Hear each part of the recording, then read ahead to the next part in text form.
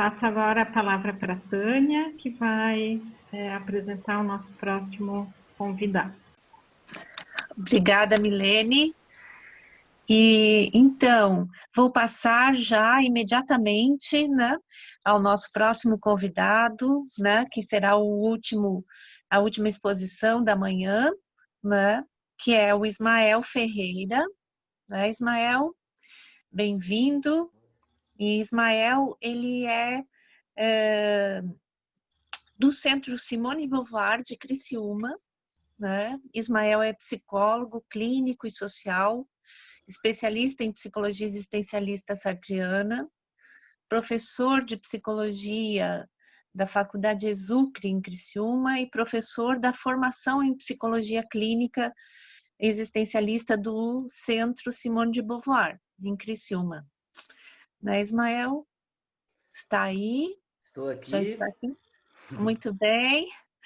Ismael também nomeou a sua apresentação, né, de hoje como a condição emocional como impasse e degradação da ação no mundo. Então, bem-vindo, Ismael, e a palavra é sua. Muito obrigado. Ismael, só um pouquinho antes de você falar, Ismael, só queria lembrar o pessoal que está nos assistindo que ao final da sua fala nós teremos um painel para resposta de questões, debates entre todos os painelistas. Então, por favor, coloquem suas questões nos chats do Zoom ou do Facebook, que fechando a fala do Ismael, nós vamos abrir um debate. Ok? Obrigada. Muito bem. Bom dia a todos, todas. Queria parabenizar a organização, né, do evento e dizer que é um espaço extremamente importante para a psicologia existencialista, sobretudo para quem está trabalhando com clínica, né, e que pode aí colocar um pouco daquilo que tem feito. E é esse o sentido da minha fala, né, como de todos os outros.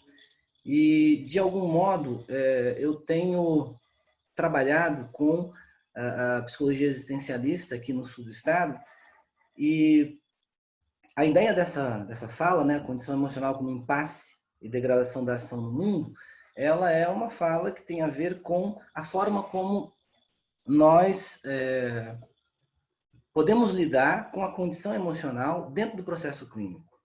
E ela vai ser uma fala baseada no terceiro capítulo do Sartre, quando ele escreve o Esboço para uma Teoria das Emoções, esse livro aqui, né, pequenininho, mas, a meu ver, muito importante, sobretudo o terceiro capítulo, que eu tenho estudado e, junto com outros estudantes, feito grupos de estudo, e nos últimos anos me chamou muito a atenção de tentar pensar, do ponto de vista mais prático, né, como é que as emoções, de uma forma, de um modo geral, da forma como o Sartre as entende, aparece na clínica e quais são as possibilidades que nós temos de fazer trabalhos, intervenções. Nesse sentido, a minha fala ela tem muito mais a ver com intervenções bem pontuais, né, para se pensar e se trabalhar as emoções, que de forma alguma não leva em consideração toda a metodologia, ela é fundamental, a compreensão do projeto existencial, o esclarecimento dele até sua escolha original, enfim, e todo esse movimento que se tem que fazer de intervenção. Mas eu vou fazer uma fala que, teoricamente, ela se baseia, como eu falei, no livro do Sartre, no terceiro capítulo, e depois algumas possibilidades que eu tenho pensado, amadurecido com o pessoal aqui, e que nós temos feito em clínica e que tem dado muito certo, né, no sentido de contribuir com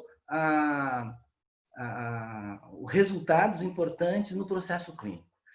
Volto a dizer, de forma alguma, sem deixar de considerar toda a metodologia, mas são algumas estratégias que temos adotado e que têm sido estratégias importantes. Então, vou fazer um primeiro recorte aqui do Sartre, né, do ponto de vista mais teórico, e depois as possibilidades do que nós temos feito a partir dessas reflexões. Então, a primeira questão importante para a gente colocar aqui sobre a condição emocional é pensar a emoção como uma forma de ação no mundo, que é isso que o Sartre apresenta, né? Ela não é, de forma alguma, outra coisa senão uma forma de agir no mundo. E, nesse sentido, ela é, digamos assim, diferente da forma como algumas psicologias a encaram, porque elas acabam indo para uma perspectiva um pouco mais psicologizante, que entende a emoção por ela mesma, por si só, sem entender que essa afetação emocional é resultado de uma certa forma de relação com o mundo, ou seja, a emoção é uma condição própria da forma como nós vivemos e nos relacionamos com algumas características, com alguns objetos da nossa relação e da nossa vida. E quando se fala desse modo, se coloca aí a questão existencial, né? Porque, veja, estamos na relação com as coisas, trabalho, família, amigos, relacionamentos amorosos, e são essas relações que são as, digamos assim, provocadoras, né, ou constituidoras de uma condição emocional, que pode se levar a um ponto de ser um impasse, inviabilizando o projeto de ser, né? Inviabilizando a forma como nós existimos na direção daquilo que desejamos, na direção daquilo que queremos. Então, o primeiro ponto importante é desconsiderar, ou melhor, desconstruir a ideia de que a emoção é algo por si mesma, sem considerar toda a relação com o mundo que é constituidora dessa emoção. Uma outra questão importante que o Sartre coloca é não entender a emoção, além de não entendê-la como puramente psicológica, mas não entendê-la também como, e diferenciar, né? Perceber a emoção em mim não é consciência emocional, não é a própria emoção. Então, eu posso perceber que estou com raiva, mas isso não significa a própria relação com o mundo que provoca em mim raiva. Eu posso refletir sobre a raiva que tenho, mas isso também não é a própria emoção em mim que se coloca como raiva. E aí, o que o Sartre vai dizer é que a emoção é uma ação no mundo, e o que se diferencia, eu acho que essa é uma questão chave para a gente poder entender, é que ele vai dizer que o que se diferencia talvez seja o que eu vou chamar aqui de qualidade dessa ação no mundo, né? Porque, veja, ele vai dizer que há uma certa ação no mundo que caminha na direção do desejo de ser projeto existencial, e há uma certa ação no mundo que não é efetiva, que de algum modo se perde daquilo que se deseja fazer e realizar. E essa ação não efetiva é a ação emocionada. Então, na medida em que se tem a experimentação emocional numa certa intensidade, ela pode ser inviabilizadora daquilo que queremos fazer. Ele vai dizer que a emoção ela é uma degradação da ação no mundo no sentido de que ela é não efetiva, no sentido em que ela não nos leva à realização daquilo que queremos ser e fazer. Esse é o primeiro passo. Ele diferencia, os conceitos que ele usa são mundo agido e mundo mágico, né? Então, a emoção como mundo mágico é uma certa forma de relação com o mundo, mas é uma certa forma de relação que não consegue viabilizar o projeto existencial e que, em última instância, distorce o mundo na medida em que não percebe como ele de fato é, e ao tentar distorcer o mundo, distorce a si mesma, ou seja, distorce a própria condição psicológica. Passamos a ver o mundo de um certo modo e não da forma como o mundo é de fato. E passamos a agir com esse modo de olhar para o mundo que não nos permite ver as condições de possibilidade concretas, reais do mundo para podermos agir. Bom, o que o Sartre coloca também nesse sentido, né, para a gente poder pensar um pouco, então, e poder identificar aquilo que eu quero colocar, é preciso entender que nós agimos sobre o mundo, essa é uma condição nossa, né? Estamos o tempo todo na ação direta com o mundo, nos apropriando das coisas, e esse movimento de agir, se apropriar, é que constitui nosso ser. Agimos sobre o mundo, nos apropriamos e nos tornamos alguma coisa a partir dessa ação e apropriação. Então, a forma de ser, a existência se dá, né, com o mundo, como até então aqui se tem falado. Nós não somos pessoas isoladas, nós nos fazemos com os outros, nós nos fazemos nas relações, e a emoção também é produto dessa relação. A diferença é que a emoção pode nos conduzir, digamos assim, a não efetividade da direção que queremos dar às coisas. Nesse sentido, ela é alguma coisa que pode nos inviabilizar. Estou falando aqui, obviamente, que tem níveis, né, de experimentação emocional.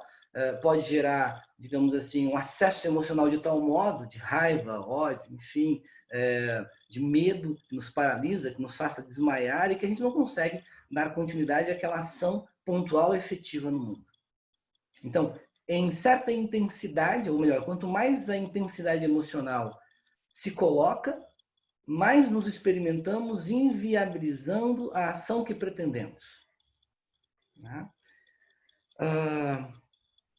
E aí, o que eu queria colocar para vocês é que há uma condição, então, de não continuidade ou de não ultrapassamento das situações da vida, quando há certas regularidades de experimentações emocionais, que sempre que certos objetos que estamos em relação nos afetam, nós não conseguimos dar prosseguimento àquilo que almejamos. Isso vai aparecer na clínica, isso vai aparecer o tempo todo na clínica como inviabilizadores da vida, da existência, do projeto de ser, mas que há uma característica dessa forma, digamos assim, de não continuidade daquilo que se almeja fazer na vida, e que essa não continuidade, essa impossibilidade de continuar está encharcado de uma experimentação emocional.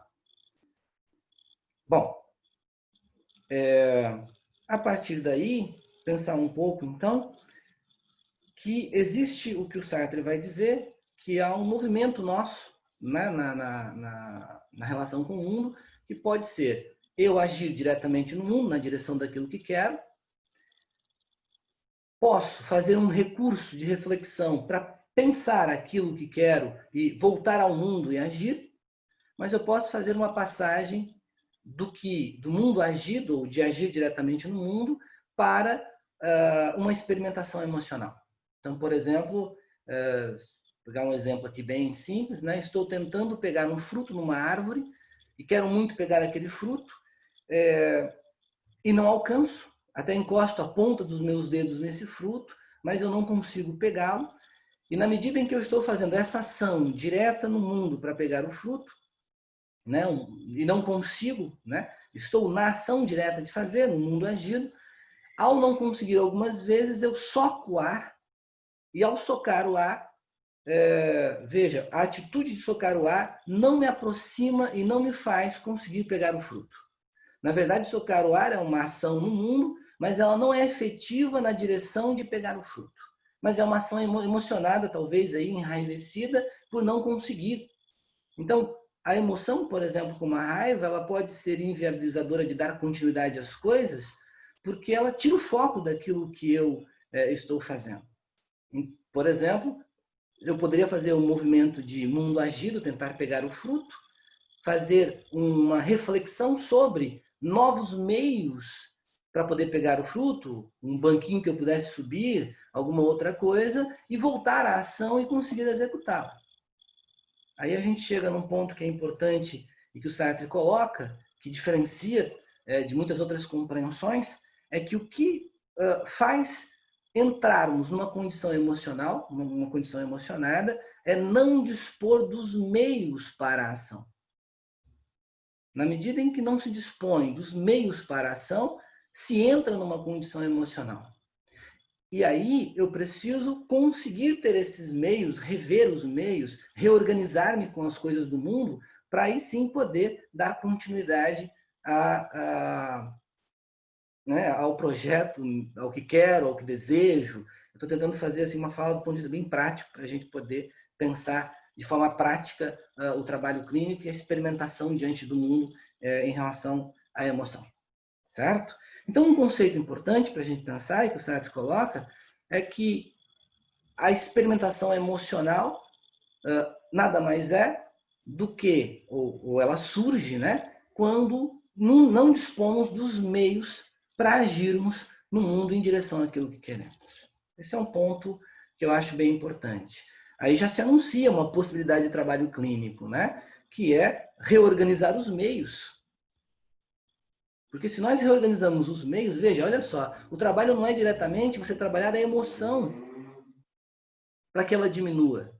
É você conseguir entender o que é a emoção e como ela surge e trabalhar clinicamente as possibilidades de ela não vir na intensidade que vem. Se as pessoas conseguem reorganizar e dispor dos meios para as suas ações, essa condição emocional ela não vai ser na intensidade que é quando nós não dispomos dos meios. É importante pensar também que o Sartre vai colocar, a gente vive num mundo humanizado. É um mundo que nós mesmos construímos. E na medida em que nós mesmos construímos esse mundo, ele tem certos caminhos. Né? Vocês, que são estudantes, só se formarão em psicologia para serem um dia psicólogos existencialistas, psicólogas existencialistas, se fizerem o caminho da faculdade. Né? Não há muitas formas para se tornar psicólogo, psicóloga. Da mesma forma para todas as outras coisas. O mundo nos coloca uma certa estrutura, né? E certos caminhos que nós precisamos percorrê-los. Então, não se pode fazer as coisas de qualquer modo. Precisamos conhecer os caminhos do mundo. Precisamos conhecer as condições concretas que esse mundo humanizado coloca para nós. E é exatamente nesse transitar no mundo, explorando as possibilidades de ser nele, que em algum modo, em algum momento, certos caminhos, ou melhor, certas possibilidades se apertam mais, né? E na medida em que se apertam mais, que não se tem tantos caminhos, a gente pode entrar num acesso emocional. A gente pode colocar, existe, por exemplo, sei lá, vamos pensar em você ser estudante de psicologia ou querer fazer psicologia e você morar numa cidade em que tem um curso. E você querer estudar psicologia, por exemplo, e morar numa cidade que o curso não existe. São caminhos diferentes, tem que encontrar aí os meios para chegar à realização disso. Né? Se eu não consigo perceber caminhos para aquilo que desejo, né, é aí que vai se dar uma condição de se emocionar com aquilo que se deseja. Se eu não consigo compreender que o mundo se coloca de certo modo, né, que os objetos se colocam para mim de certo modo, em que eu os desejo, em que eu os quero, mas não há como tê-los, eu também acabo me complicando. Bom, então a questão fundamental para o Sartre é que nós precisamos trabalhar a questão dos meios. Os meios para se chegar onde se deseja, como uma condição para você escapar das complicações emocionais, que são aquelas que podem ser inviabilizadoras, pelo menos enquanto situação vivida naquele momento, né? Então as pessoas entram em situações em que elas ficam num impasse na medida em que têm acessos de raiva, medo, que chegam em extremos, paralisadas de medo, desmaiando de medo, ou acessos de raiva que não conseguem se conter, né? E aí tem caminhos psicológicos a partir daí, desde um desdobramento imaginário até um desdobramento efetivo no mundo, como, por exemplo, enraivecido quebrar tudo, mas quebrar tudo não te faz conseguir chegar onde quer, na verdade, te complica mais ainda, vamos dizer assim. Né? Então, entender, né, os caminhos do mundo sendo eles estreitos e como conseguir reorganizar-se para segui-los na direção daquilo que se quer. Aí eu estou pensando aqui, coloquei que existem questões que nós temos que considerar, que é a própria ideia de que os caminhos do mundo são estreitos, em certos momentos, mais estreitos ou menos estreitos, e que eu preciso conhecê-los o suficiente para poder percorrê-los. Existem pessoas que, por condições psicológicas, acabam também não conseguindo ultrapassar certos objetos, né, e se ver se viabilizando em outras relações. Né? Isso é comum em clínica, por exemplo, você não consegue compreender que você quer viver relações amorosas, você só consegue compreender que quer viver essa relação amorosa com essa pessoa. Na medida em que isso se dá, você não consegue ultrapassar isso, e se você define para si mesmo, é claro que tem todo um histórico para isso, que é essa relação e não outra, e não se abre para outras possibilidades, já que essa que você coloca para si, a pessoa precisa também querer, né? E nesse movimento você acaba, digamos assim, não conseguindo dar e pode entrar no acesso emocional por conta disso. Estou tentando colocar alguns exemplos práticos para a gente poder pensar. Bom, então, ao não conseguir agir no mundo da forma como o mundo é, ou como é apropriado por nós, né, com as qualidades que ele tem, tenta-se mudar a qualidade do mundo. Então, se o mundo não é como eu quero que ele seja, numa ação mais emocionada, eu vou tentar mudar esse mundo. Só que é impossível de mudá-lo, então, nesse movimento de tentar mudar o mundo, eu vou mudar a mim mesmo. Eu vou mudar a minha condição psicológica, que passará a olhar para esse mundo de uma forma mágica. Por isso que o Sartre vai dizer que a condição emocional é um mundo mágico. Ok? E na medida em que ele vai se tornando um mundo mágico, é nesse sentido que eu ia colocar para vocês, e por isso o tema da minha fala, ele é pensado então como uma degradação da ação no mundo, na medida em que eu tento alterá-lo, só que não o alterando, altero a mim mesmo, e nesse movimento eu vou lidar com um mundo que psicologicamente eu o alterei, sem mais ele ser para mim aquilo que ele é, de fato, passando a ser para mim aquilo que eu acho que ele é. Essa dinâmica de relação inviabiliza a minha percepção do mundo tal como o mundo é. E se ele faz isso, se essa condição psicológica coloca-se desse modo, a degradação da ação no mundo se coloca por quê? Porque vou agir a partir de certas características, de certos meios que eu deduzo psicologicamente que acabam sendo a forma correta de agir, sem conseguir perceber o mundo como ele é de fato. Ok? Bom, a partir daí, então a gente pode colocar, né, que a condição de acesso emocional é uma degradação da ação no mundo, e o Sartre vai estruturar nesse livro, nesse capítulo, algumas dessas formas de degradação da ação no mundo. Como, por exemplo, algumas emoções, né? Que ele cita e que no livro ele coloca assim, olha, isso aqui é uma reflexão inicial sobre as emoções e que seria necessário que elas fossem estudadas muito mais para a gente poder compreendê-la a partir dessa base, né?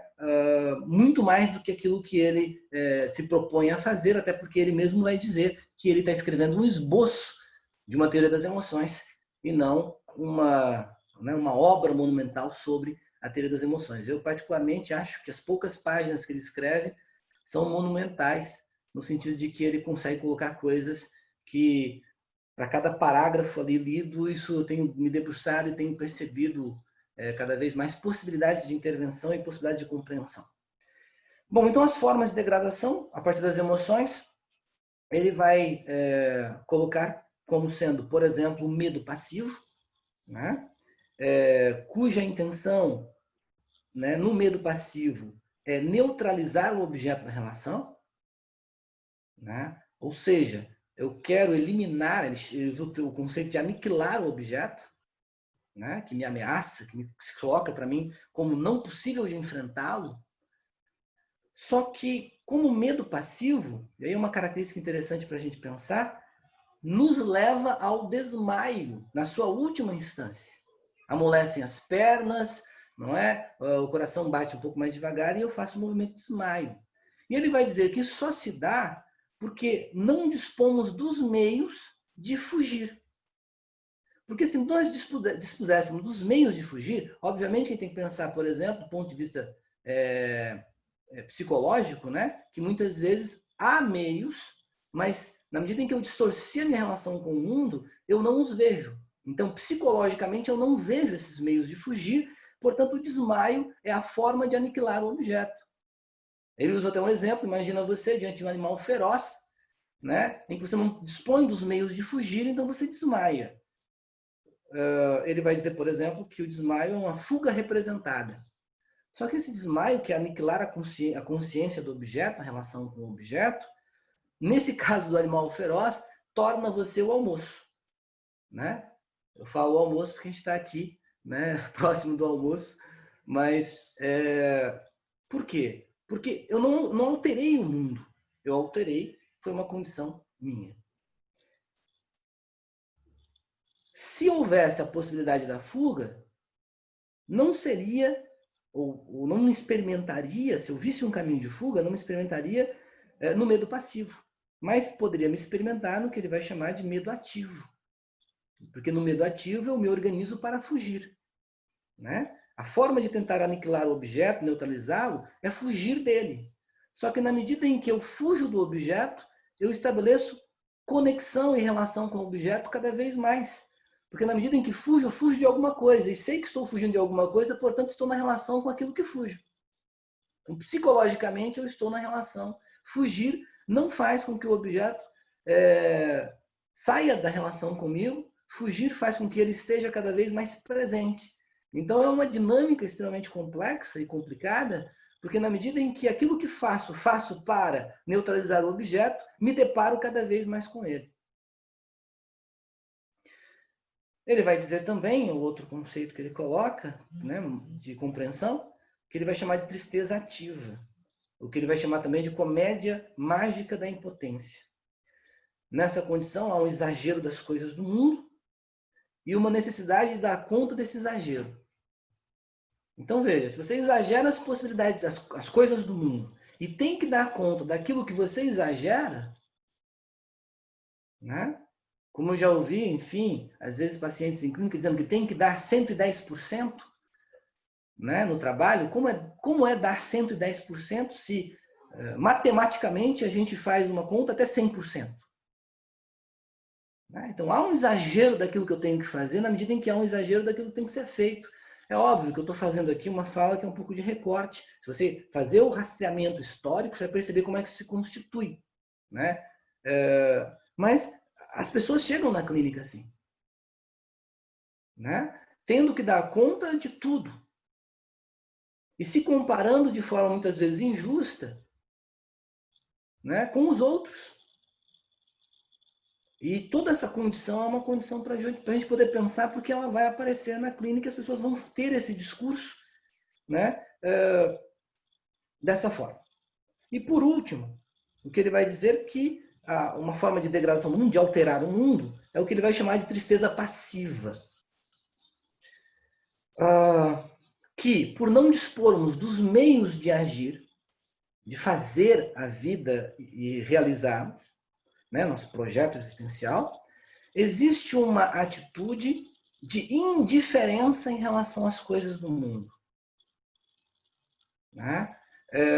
Essa atitude de indiferença tenta eliminar o sentido que as coisas têm para mim. Porque se elas não tiverem mais sentido, não nos puxam mais, não nos fazem mais né, querê-las, enfim, podemos não nos mover. Quer dizer, passa a ser uma não ação diante das coisas, na medida em que eu conseguir fazer com que elas não tenham sentido para mim. Bom, aí pensando isso, fazendo esse recorte, eu queria pensar com vocês assim, algumas coisas que tenho feito pontualmente em clínica. Como eu disse para vocês, vou repetir, isso não elimina toda a reflexão que se faz, né, metodologicamente, porque no Centro Simone Beauvoir nós também fazemos isso, demarcação do fenômeno pelas situações vividas, né, iniciando pelas atuais, esclarecendo até a base, até a gênese, né, pegando as correlações noemáticas, né, as atmosferas. Mas eu queria, minha fala, como eu falo para você, estou sendo repetitivo nisso, né, ela é um recorte, enfim. Se o Sartre vai apontar no próprio livro uma saída, ele vai dizer assim, olha, a gente pode resolver, né, essa condição emocional se nós conseguirmos fazer com que haja o desaparecimento total da situação emocionadora. E aí eu fiquei pensando muito nisso e tenho pensado nos últimos anos. Né? Será que nós podemos criar ferramentas e metodologias para trabalhar isso? Desaparecimento da situação. Vamos pensar em situações pontualmente aqui de ameaça, de medo, né? com situações de abuso, em que as pessoas carregam desdobramentos delas, né, para a vida, criar ferramentas que consigam colocar, né, o esgotamento da situação no episódio, ou nos episódios que já foram, e de algum modo trabalhar para que a pessoa consiga se ver livre daquilo que até então, né, é uma ameaça, porque ela vai ver, vou dar um exemplo, situações que já ocorreram em clínica, né, ver na voz de alguém, ou ouvir na voz de alguém, ou sentir na voz de alguém, que nada tem a ver com as suas questões da sua história, a sua história sendo colocada para ela na frente, né, colocada para ela na sua frente, como uma nova condição de ameaça. Então, como trabalhar para que a gente possa fazer com que a situação se esgote lá no seu passado? Buscar, então, todos os argumentos possíveis para isso, né, para fazer essa reflexão. Deixa eu ver aqui. E uma outra coisa que o Sartre coloca é uma reflexão purificadora, né, como condição para você poder, digamos assim, sair daquela situação. Então, um modo específico de reflexão que ele vai chamar de reflexão purificadora. Uma reflexão que não é uma reflexão que leve em consideração, melhor, que não seja levada pela situação e pela emoção. Por exemplo, se na minha reflexão eu estou refletindo enraivecido, essa reflexão é uma reflexão cúmplice da raiva e ela de modo algum digamos assim, libertadora, porque na medida em que penso, alimento a raiva, na medida em que penso, me relaciono mais com o objeto né, do qual sinto raiva, e isso de algum modo a gente vai ter que entender que não nos liberta.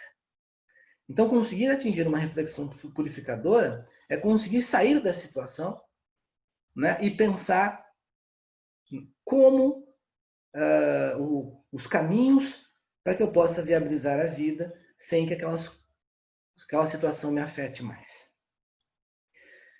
Bom, aí eu queria só fazer aqui algumas possibilidades de trabalho clínico, né, para a gente poder eu fechar minha fala, que é aquilo que a gente tem amadurecido. Eu acho que a minha fala aqui ela é um tanto que experimental, no sentido de pensar a clínica, e poder discutir com vocês, abrir discussão, né, e estar aberto para a gente poder pensar formas de intervenção. Vamos supor que nós venhamos a lidar com situações ou com pessoas que tenham, por exemplo, uma das suas experimentações psicológicas e que seja recorrente, né, um caminho no medo passivo e um caminho para desmaios. Provavelmente isso aqui deve oscilar, né, e as pessoas oscilam ali entre fugir e desmaiar, mas algumas pessoas têm mais forte isso, de uma sensação constante de desmaio. Bom, se a tese, né, colocada ali pelo Sartre nos coloca que o medo passivo nos leva ao desmaio quando não dispomos dos meios para a fuga, então o que se poderia pensar do ponto de vista clínico com pessoas pontualmente nessa situação, para que elas não vivam essa experimentação até que o trabalho clínico seja completo e se faça, é pensar com ela quais possibilidades de fuga, né, daquilo que elas percebam como ameaçadora.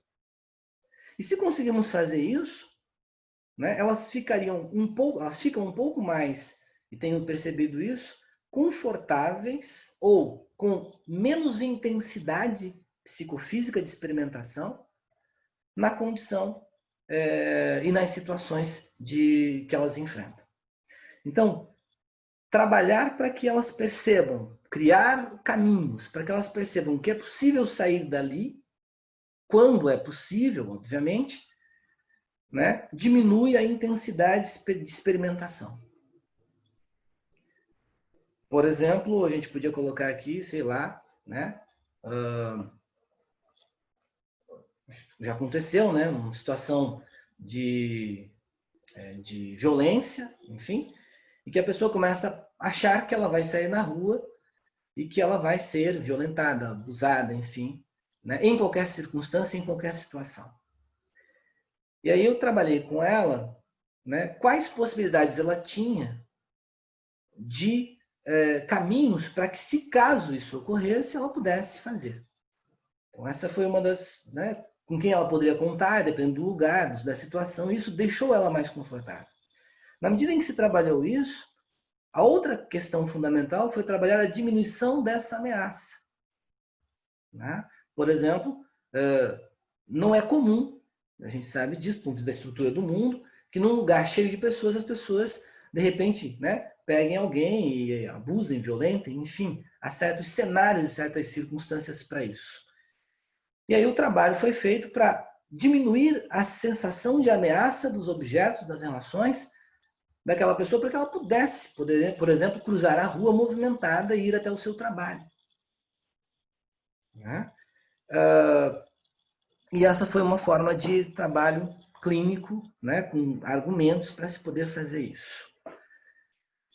Depois, pensar um pouquinho na questão do medo ativo, né? Porque no medo ativo a tendência é fugir.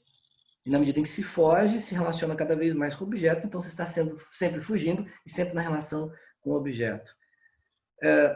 Diminuir a ameaça do objeto, como trabalho clínico, né, passa a ser algo importante para que haja uma condição maior de enfrentamento. Né? E o trabalho, na medida em que se diminui a intensidade daquilo que é visto como ameaçador, se possibilita algum enfrentamento, em alguma medida, e isso pode ser um trabalho, né, que leva a pessoa a ficar um pouco mais confortável na situação. E depois, a tristeza ativa, né, que tem como característica, na forma como Sartre coloca, o exagero das condições do mundo e ter que dar conta desses exageros que nós mesmos criamos, e aí se vive uma comédia, né, como Sartre coloca, uma comédia mágica da impotência. Então se sente impotente com aquilo que não se pode dar conta. Né? Se houver um trabalho clínico de você diminuir essa estrutura criada do mundo, como ele sendo nunca atingível, e um trabalho com esse sujeito da não necessidade de atingir essas coisas todas, as quais ele se lança, né? Isso pode ser um caminho para a gente poder pensar um modo de experimentação que você vai diminuindo a condição emocional, saindo da situação, e você pode se viabilizar por conta da percepção de que o mundo não é tal como ele colocou que seria. Então, por exemplo, bem pontualmente, né, eu fiz uma reflexão de clínica com uma pessoa, 20 anos em sala de aula, e um determinado dia, né, ele entra na sala de aula, enfim, fazendo recortes aqui para a gente não caracterizar nada, né, mas ele entra na sala de aula, ensino fundamental, e ele diz assim: Ismael, eu dei 5 aulas, me senti um péssimo professor. Porque nas 4 primeiras aulas foram boas, 5º ano, 6º ano por aí, foram ótimas, mas na última eu não consegui dar aula. E eu fui explorando a situação com ele, e ele disse: não, tinham 4, 5 lá que não me deixaram em paz. Aí eu pensei assim, junto com ele, fiz a reflexão. São 5 aulas, você deu 4 aulas.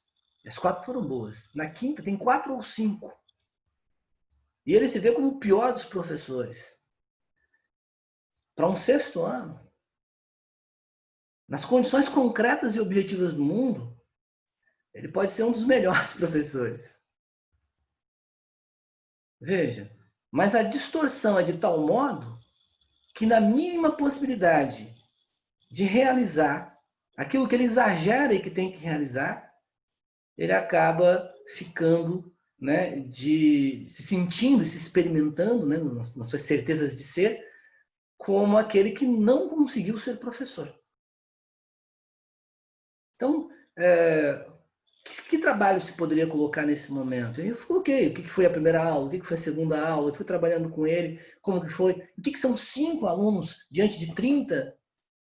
Eu, no final, fiz uma conta matemática com ele para ver qual seria o nível de satisfação, né? 4 aulas boas, uma ruim, nem foi uma ruim, foi uma com alguns alunos. Que nota que ele tiraria no dia, né? Qual é a média da escola? A gente fez um trabalho nessa forma que ele começou a perceber que ele exagerava as situações do mundo. Né? E se sentia extremamente irritado com ele porque não conseguia se viabilizar. Mas é impossível se viabilizar quando você exagera em situações que você tem que percorrer. E nesse sentido, então, para a gente pensar, a minha última reflexão, um pouquinho sobre a questão de tristeza passiva, né? Que eu acho que é uma das questões mais difíceis de trabalhar em clínica, a meu ver, porque tem dificuldade de agir, de ação, né? São os casos aí, corte de projeto, que a gente acaba...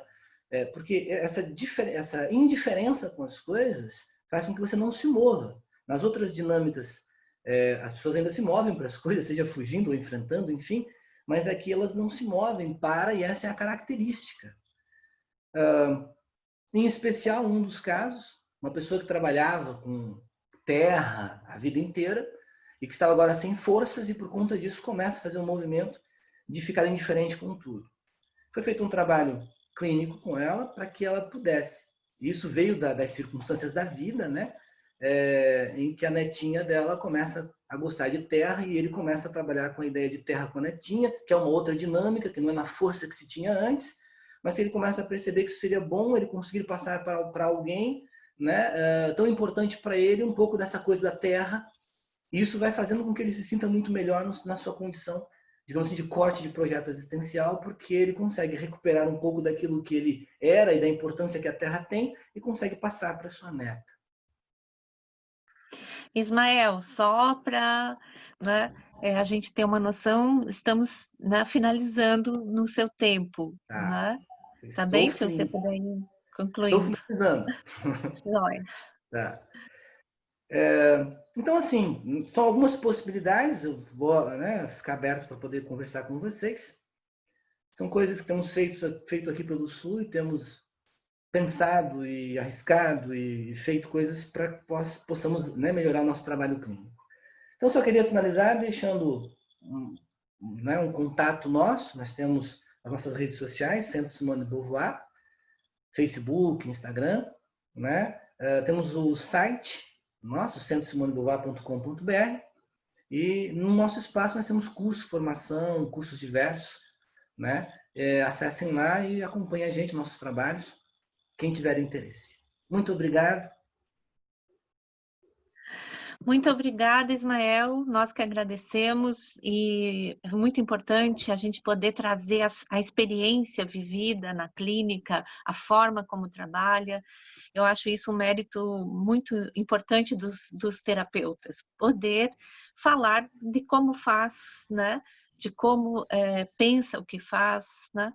E essa questão da experimentação emocional é fundamental, né? Que a gente possa tratar, claro, não de forma descontextualizada, fragmentada, dentro de todas as concepções que a gente já vinha apresentando, né? Mas e estamos vivendo um momento extremamente importante de tratar disso, porque todas as pessoas estão vivendo experimentações emocionais muito fortes, com o isolamento social, a pandemia, o medo, né? Tudo isso que você traz, de como vivenciar essas emoções e se relacionar com as emoções. Eu acho que a gente vai poder seguir conversando sobre isso, nós vamos ter roda de conversa que vai trazer esses temas à tarde. E agora, então, né? Então, agradeço muito, Ismael.